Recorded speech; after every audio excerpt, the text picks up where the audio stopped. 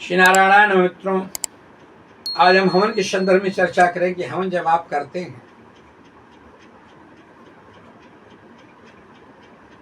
उसका लाभ आपको मिलता है कि नहीं मिलता है।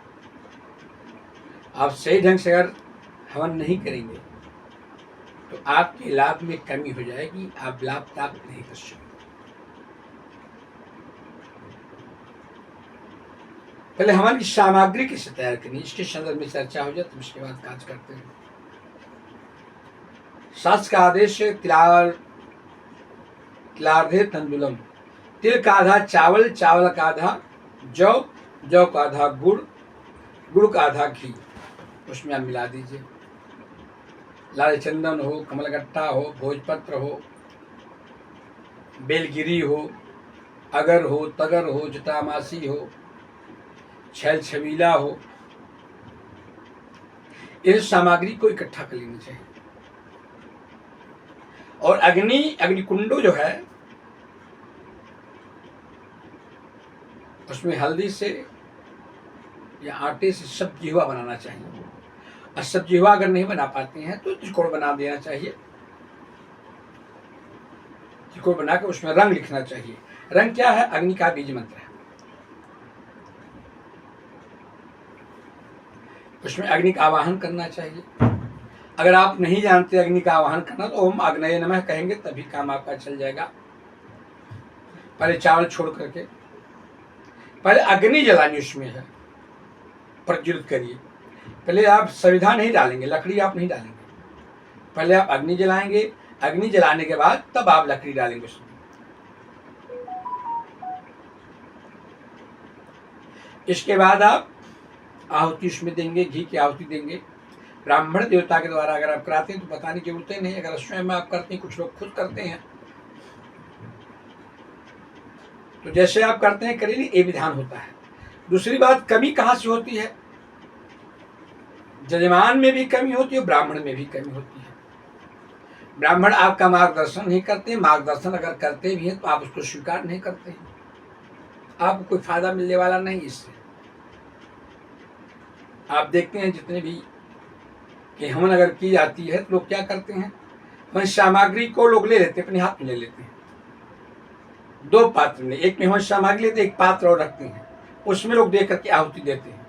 स्वाहा तो बोलते ही नहीं लोग हैं, ऐसे मौन होकर के बात भी करते लोग हैं आपस में। तो धर्म को अपने अनुसार चलाने से लाभ की प्राप्ति आपको नहीं होती है। जो शास्त्र कहता है कैसे आपको करना, उस तरह से अगर आप कार्य करते हैं तो आपको लाभ मिलता है। अग्निदेव की पत्नी का नाम क्या है? स्वाहा। स्वाहा के माध्यम से हम किसको देते हैं? देवताओं को यहाँ पहुंचाते हैं। जब सामग्री आप लेते हैं तो हवन कुंड में ही डालना चाहिए।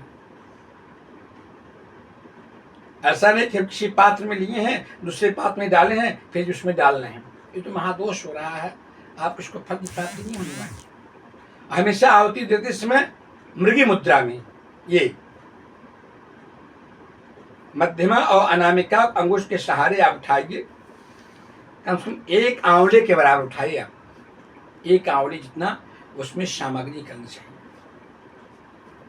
ऐसा नहीं लिए थोड़ा थोड़ा छोड़ना है, ऐसे कुछ लोग ऐसे डालते हैं, ऐसे नहीं डालना है, फेंकना नहीं है। आपको सीधे स्वाहा उठाइए, स्वाहा कुंड में डालिए। ये किसी पात्र में डाल करके बाद में डालते अगर आप तो दोष का भागी आपको फल की प्राप्ति नहीं हो सकती। इससे जितने गुण ब्रह्मांड में हैं उतने ही गुण वह तत्व हमारे शरीर में भी। जब हम मंत्र बोलते हैं, श्लोक जब बोलते हैं, उसका संपर्क ठीक ब्रह्मांड से होता है, उस देवता के प्रति होता है। और जब वो आहुति अग्नि में जाती है, उसकी जब सुगंध होती है वो कहाँ जाती है? ब्रह्मांड में ही जाती है, जिसके द्वारा हमें फल की प्राप्ति होती है। तो कम से कम इसका हमें ध्यान देना बहुत आवश्यक होता है कि आहुति को जो हम देते हैं वह कहाँ डालना चाहिए? हमें कुंड में डालना चाहिए। अपनी सुविधा के लिए नहीं कि हम वहीं से दूर बैठे हैं। बाद में करिए, कम लोग करें। हवन देने की नियम होता है कितनी संख्या में हवन होनी चाहिए। जो जहाँ बैठा है वहीं हवन करता है, कैसे फल की प्राप्ति होती है? फल की प्राप्ति तब होगी जब आप नियम से, विधान से कार्य करेंगे, अवश्य ही फल की प्राप्ति होगी। क्योंकि विधान आज नया तो नहीं आया है, बहुत प्राचीन काल से आ रहा है। तो कर्म जो हम करते हैं जिस प्रकार का, शास्त्रीय विधान से अगर नहीं करेंगे तो आपका समय भी जाएगा, आपकी सामग्री भी जाएगी, आपका द्रव्य भी जाएगा, मिलने वाला आपको कुछ नहीं। इस प्रकार से कम से कम इसका विशेष ध्यान देना चाहिए कि आपको आहुति कहाँ डालनी है, हवन कुंड में डालनी है। लकड़ी समिधा आम की हो सकती है, पीपल की हो सकती है, बेल की हो सकती है।